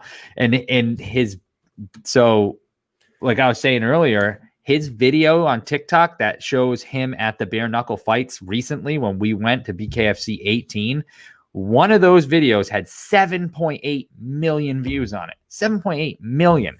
Yeah. That is more than bare knuckle fighting championship gets entirely. They don't even have 1 million followers. They just reached, I think, 600,000, which is, it's not bad. That's great.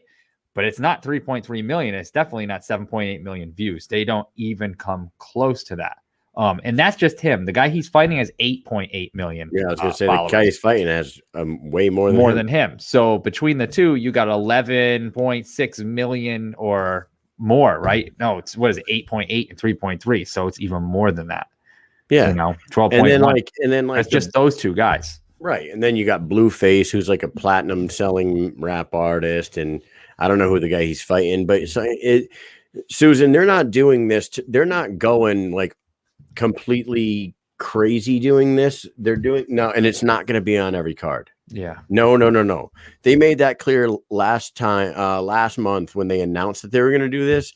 This is a one-off type thing. You know, every once in a while, if they see an opportunity to throw something together, they're going to do it.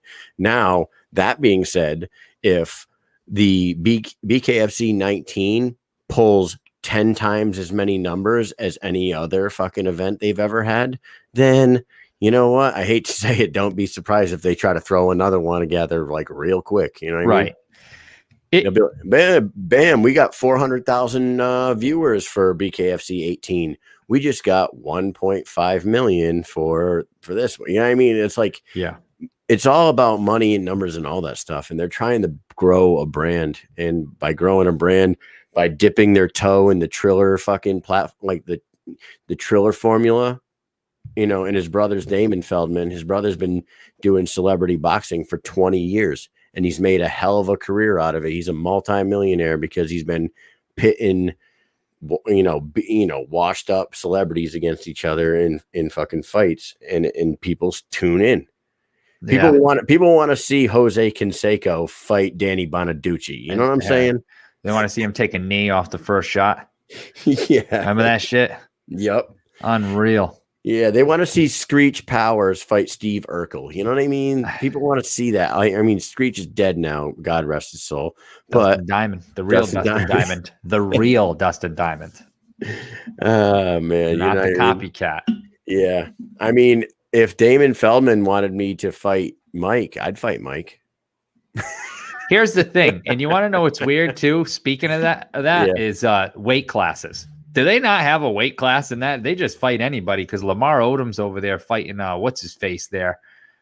Aaron Carter. He must have been like 1/3 of his size. I mean, the guy, Aaron Carter, was piecing him up like right in the beginning. He hit him like fucking 10 times. It's like, I don't know. It's like a mosquito on a polar bear. You know what I'm saying? Like, that shit ain't like he was hitting him, and the dude was like, "Fuck that!" He could friggin' breathe on him and knock him over. It was ridiculous. Yeah, I don't know. I mean, I don't know. That's why I was asking about why is Evil Hero cutting weight, because I don't think they have weight classes over there in like celebrity boxing or anything like that. I think they platform world. No, yeah, but and then you just saw Logan Paul at 195 pounds fight Floyd Mayweather at 155 pounds. So, you know what I mean? Like, I don't think weight classes matter. But did you said this is sanctioned? This is going to, like, you mean to tell me that these three platform showdown fights I would imagine it is. They're not professional, are they? Where is this kid? He needs to get on. I mean, they're not professional, but they're still fighting on a card with other fighters, right? Like, what does it become? An exhibition match, like in between of the. What do they call them? Do it. So yeah, I don't know. I mean, I don't know what the stipulations are, and it's hard to know without talking to anybody who knows the ins and outs of it. And my thing is we won't know if the platform thing pays off unless it really pays off, because we don't know how much they're getting paid. So they could be paying them $10,000 a piece. They could be paying them $15,000, $20,000. So we have no idea what they're getting paid. So depending on what they're getting paid and how many viewers they get, we're not really going to know, So. Yeah, I don't know, man. It seems to me like we might not. We got some people reaching out to him for us, and he ain't answering. So, we'll give him a few more minutes. Let's talk about a few more things. What else do we got, Mike? Let's pull up the card again. Let's do that. Pull up the card. Pull up the card. If you had to put $100 on a fight, which one are you betting on? $100, mortal luck. Who you got? Oh, boy. You pulling the card up, or? Yeah, I'm working on it. Dumb idiot. What are the odds? I don't know. But just off of names, what you know about these fighters alone, if you had to take 100 doll hairs of your own pocket and put them on. Kyle McElroy is? Kyle McElroy is Zach Kalmus's homie. Okay. That's all I know. I don't know much about him. I just know he's Zach's friend. He's gonna win. He's gonna win? I've never seen him fight in my life. I don't know anything about him. Oh man, I feel like but I know one thing, is I've seen Chris Jensen, and I'm sorry, Chris Jensen, but I've seen his fight before he fought Dylan Kleckler. Yeah. And then I saw his Dylan Kleckler fight. Yeah. And I'm not saying Dylan Kleckler's no slouch, but I'm going to tell you that unless Jensen has really stepped his game up, I just don't see him winning. I don't see him winning. Dylan Kleckler also hit him with like a body shot from hell. I don't know. Did it shut his liver down? I don't know. I mean, if you get your liver shut down, you proper fucked, homie. I don't know. I just that was one, like, I don't know who Kyle McElroy is. I got to do a little bit of research on him. If he fights anything like if he's even slightly good, that's a win there. what I wanted to say is it's what's crazy is hold up. When do you know what about hold on, what's crazy is that 330 against 226 think that Rachel Ostovich is going to beat Paige Van Zandt, and that is my lock pick right there. As crazy it is to go straight to the main event to make my almost guaranteed. Like I am. Your lock is Van Zandt. Van Zandt is my lock, and like it's weird. I threw that poll out there, and 330 votes for Rachel to 226 for Paige. So over 100 people more voted for Rachel. Voted Rachel Ostovich. Are there comments on that? Like, are people saying no? But I can that way, or I can no, but I could see who voted for who. Do they just want them to lose? Want her to lose? Do you maybe think that's more what it is. Maybe they're just like rooting. Like I'm voting because I'm rooting for her to win. But yeah, like it's not an educated decision. Let me see. I'm scrolling through to see if any names jump out at me. I've seen a couple of fighters. I don't know if I want to call them. Yeah, I'm not going to do that. But I'm trying to see if we got any friends in here. Well. I don't know. We got some Tiger Life people voting for one Paige Van Zandt. I do. I can't wait to see the Terrell Adams, because I'm going to tell you what. Who wins that, Mike? I'm going to go with Adams. Why? Because I have watched all their fights, and so the thing is I don't know anything about the people that Terrell was fighting, really, besides Josh Burns, right?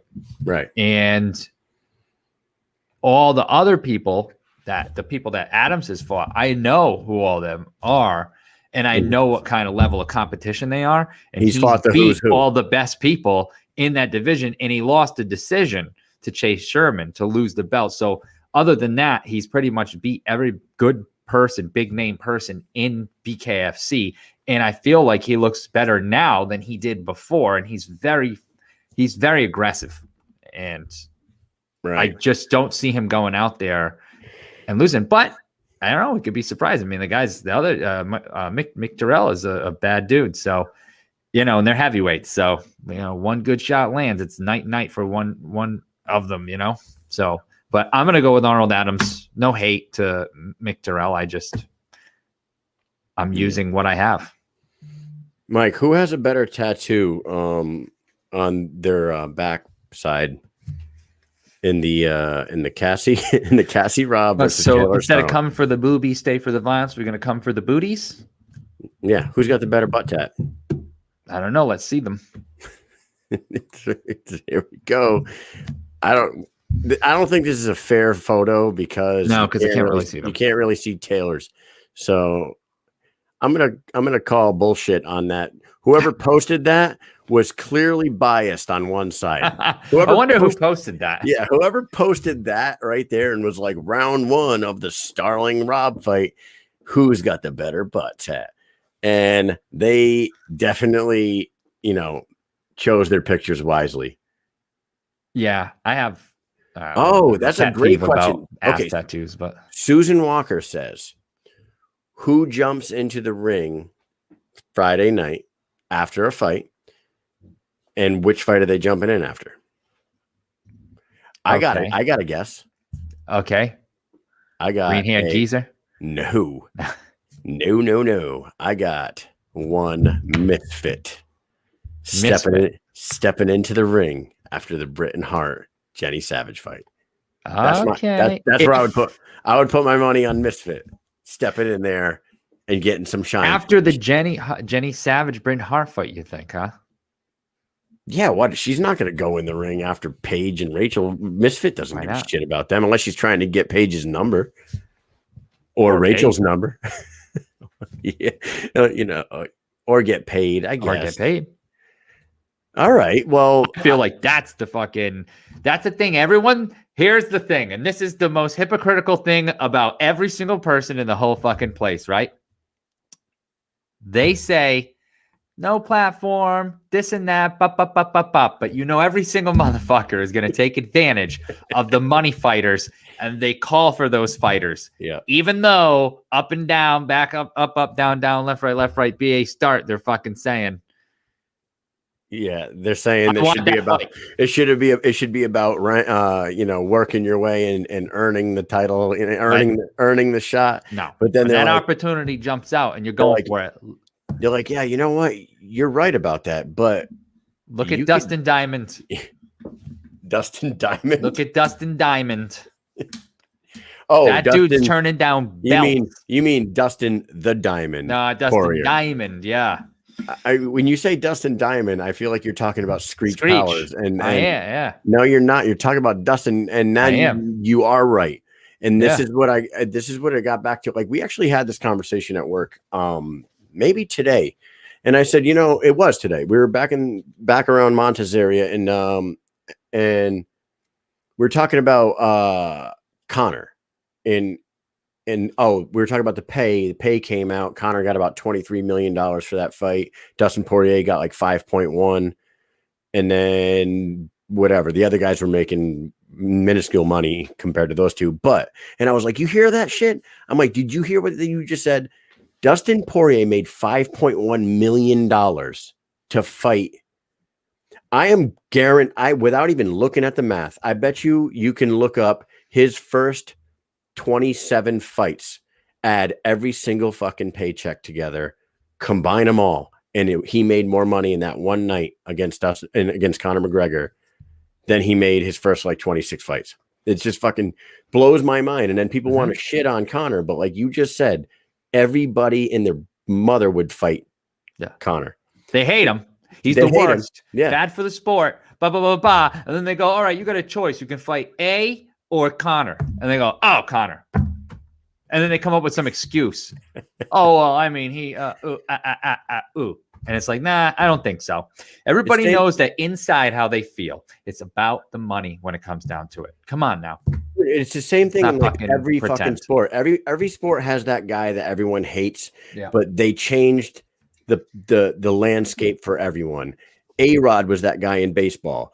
A-Rod was that fucking piece of shit pretty boy that signed with the New York Yankees for a 10-year, $300 million deal way back. And everyone was like, A-Rod signed for $300 million. He's a piece of shit. He don't deserve it, blah, blah, blah, blah, blah. Like you said, guess what? They're all getting those contracts now. Yep. Thank that guy. Everybody. Thank A-Rod, because A-Rod, being the bold fucking asshole that he was back then and demanding a 10-year, $300 million deal. Now people are getting that for 3 years. Made it normal. Made it regular now. People are getting 6-year, $300 million deals now. Yeah. So pitching fucking 1/3 of the games that they play. Right. They're like, we need you to pitch for, we got 5 pitchers or whatever. I'm not a gigantic baseball fan, but I know they're barely playing. Yeah. Same thing, dude. It's same thing with like golf. Like Tiger had his problems cheating on his wife with 26 women and having his pills problems and all this shit. Yeah, Tiger had some problems. He had some addiction issues, and everyone fucking wrote him off. And everyone else who didn't get caught. Yeah, everyone started hating Tiger Woods. Dude, golfers are making more money now than they ever did. Ever. Mm-hmm. And it's because Tiger Woods made it regular to make millions of dollars and make hundreds of millions. He was making $100 million a year off of endorsements as a golfer. And now all these guys, now Jordan Spieth is the fucking Under Armour kid. And, Ricky Fowler is the Puma guy. And they're all making tons, boatloads of money. They all should be kissing the ground that fucking Tiger Woods walks on, A-Rod walks on, McGregor. Like, you need people like them. He said it he posted that. You need people like me.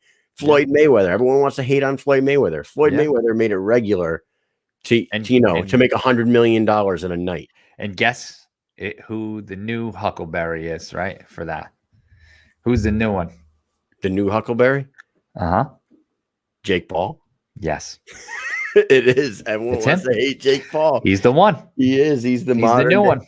He's the new one. He's the guy. Everybody hates him, but you need people like them. You do, because he's starting it. People are going to keep doing it. It's just going to get bigger and bigger. People are going to get a better pay. But I have to say, no matter how much he does annoy me, or certain things annoy me, because they do get annoying, but he has been bringing to light, because he has a big platform. He says crazy shit to Dana White about fighter pay. He does. Everyone hears it. Everyone hears it. And did you hear that? He talks a lot of shit about it too. He's like, how the fuck am I making this? But these people aren't making it. They're fighting. Pay the fighters more. He's out there saying shit like that. He said there's no reason why he should be making more money than your guy. Yeah, and you know what? And did you hear that he like gifted $20,000 to some UFC fighter? Yeah. Was it Alpar? I don't know who it was. I just heard that he gave $20,000 to this guy for his camp because he wasn't. He gave it to a girl. I thought. A girl. Okay. Well, then that changes things. No, Susan. I think you're wrong. Jake is not the less annoying one than Logan. Logan's the more docile, calmer one. I think Jake is the loud, brash. It was Sarah Alpar, yeah. But Jake. I mean, Logan is the more famous one. He was the first one. Logan was the more famous. But no, it's changing. Yeah, but because Logan was getting famous on YouTube while Jake Paul was a Disney kid. Yeah, and then he was on Bizaardvark. And I didn't even know he was on Bizaardvark. I didn't know that until my kids started watching Bizaardvark on Disney Plus. And I watched it. And they're like, this kid, I think his name's Brock, maybe Brock or something like that. They're like, he's hilarious. He's the funniest guy on the show. I look at the TV and it's Jake Paul. I was like, oh my God, that's where he started. I didn't even realize that. But yeah, man. Well, you know what? The BKFC need. I know that Paige is kind of their lightning rod and their who they want to be that person for their organization. But you know what? I'm afraid that unless Paige turns up the competition a couple notches, I don't know if she's going to be that person that the McGregor is for UFC or or the A-Rod is for Major League Baseball. They need like a Connor. Yeah, they'll tap into someone though. Someone will, you know what I mean? If they're going to keep trying this type of thing, and someone will pop up. You never know. It could be somebody from the inside, but somebody is going Lorenzo to Hunt pop up. Yeah. Could be Lorenzo. Dude, if there was ever going to be a guy that has the personality to be a superstar in their organization, he's sort of their homegrown hero. He needs a push though. Yeah. Lorenzo has every bit of dude. He's got the look. He's a big muscly dude. He's scary looking, but he's also a hell of a guy on a microphone. He donates a bunch of money. He does fundraisers. He teaches people. Like, he has everything you need to be a superstar for their organization. Like you just said, they need to really bottle that and fucking sell it. You know what I mean? Because they don't really push him that much. We push him. Yes. But you know what I mean? Like, and like other podcasts push him, but the organization themselves, spend all their time and effort elsewhere when he is like their guy, Yeah, but they're waiting for that pop off. You know what I mean? Because when they get the pop off, then they can start throwing people in there that people don't know as much and lift them. It'll happen. They are doing good. They're doing good. They're doing better than you could argue that the UFC did in the beginning because of the way social media is and the way things are growing. They're only legal in so many states and they're this popular with a year of COVID to shut them down. So they're on BKFC 19 right now. With Knuckle Mania, it wasn't counted. So it's 20 events, then a couple of toe the line. So you got 22 events over a course of like 3 years. 3 years, yeah. So they should be at 36 plus events right now. And so they're doing good. They got a lot of eyes. They're growing fast. And you can see in their numbers on Facebook, even when you go and you look at the likes and stuff, they're going up fast. So they were lower only in February or in January. They were way lower and they really have gone up very fast. So you can see it. You can definitely see it. So I'm happy about that. In the comments, Susan says that Misfit could be that one too that they can market and sell. I agree with that. Misfit also needs to sell herself more, if that makes sense. You know what I mean? Because she does have a unique look to her with the neck tats and the shaved head and the dreads, and she fucks people up in the ring. Yeah. I think she needs to do a little bit more for herself. As far as maybe she needs to get some PR people around her to hook her up with that shit. You know what I mean? I think on the other hand, Susan, I believe that Britain Hart could also be that one. You know what I mean? Britain has a really great story coming up. She fought her first 2 fights were against the 2 best fucking bare knuckle female fighters on the planet. That other than Helen Peralta, Britain fought Beck Rollins and Christine Faria and went 0-2. And she went to war with Beck Rollins. And she had a doctor stoppage against Misfit, right? So then now she's on this 2-fight win streak. She wins this weekend. She's on a 3-fight win streak. She could easily be the face of the company. Britain. Yeah. And she's got a lot of personality, and she's married to the heavyweight champion. So, you know what I mean? Like, that could be another one. They're rising, and they're doing a lot of fights. And if they're going to start doing 2 fights a month, that's going to be fantastic. And so I hope that every single one of these fighters get lifted up by all these things that they're doing, the platform, the stars that they bring in and stuff, and then they'll have their own stars, and so they can carry on from there. And they'll become household names, but it's got to spread throughout the states. That's the thing.